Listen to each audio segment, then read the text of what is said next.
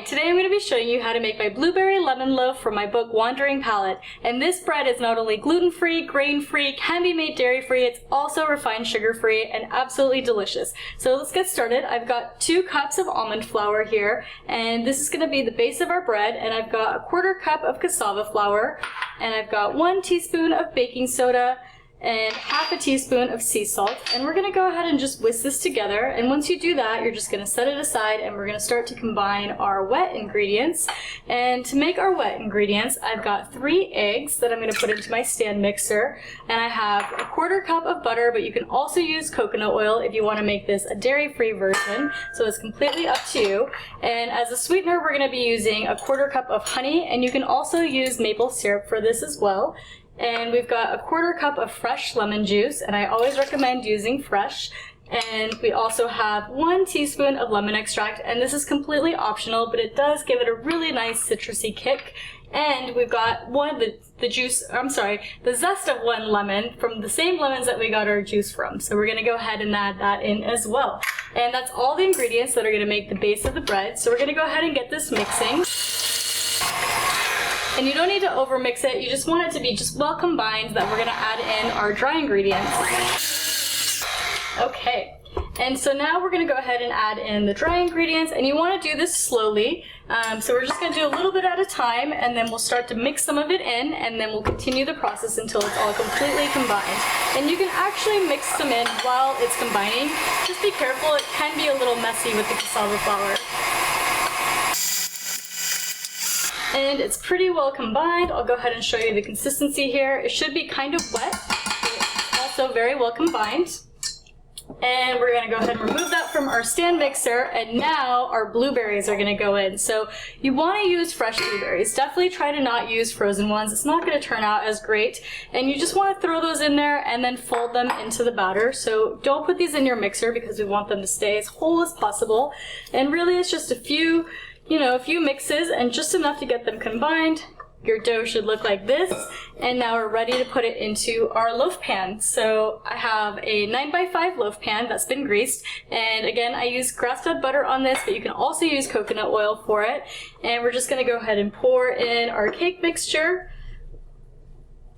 And just make sure you use that rubber spatula again. You can really get the sides clean, make sure you get it all in here. And once it's all in, we'll go ahead and just give it a few shakes on the counter just to get it nice and smooth. And don't worry about it, it's gonna rise in your pan, so it should be about halfway full. And we're gonna put this in the oven at 350 degrees for about 40 minutes. And I do recommend putting it in for 20 minutes and checking it. And if you notice it's starting to brown a little bit too much, you can put a piece of foil over it and then continue baking it for the next 20 minutes or so. And our bread is now out of the oven, and I've let it cool for just over an hour. And the trick to the success with our icing is to make sure the bread is completely cooled before you start. And to start our icing, I have 1/2 cup of coconut butter here, and I've gone ahead and melted a little bit. And you can either use a blender, you can use a food processor, or you can do it by hand with a whisk. But we're gonna add in 2 tablespoons of maple syrup, and I have 2 tablespoons of melted coconut oil, and I have about 1 tablespoon of fresh lemon juice. And we're just gonna go ahead and stir this together and see what our consistency looks like. And again, you could do this in your blender. It makes it a little bit easier to do, but by hand is not too bad either. And I've got some water, so if you don't like the texture that you're getting or you want it to be a little bit runnier, we can always add some water in. But otherwise, it should be a pretty good consistency that's gonna represent icing and gonna really stick to our cake. So as you can see, it's really coming together, and we might just add just a touch of water just to make sure that it runs on our cake. So it's looking pretty good. And I do water 1 tablespoon at a time. So we're just gonna start with 1 tablespoon, and we're gonna see what kind of texture that gets us and see if that's enough.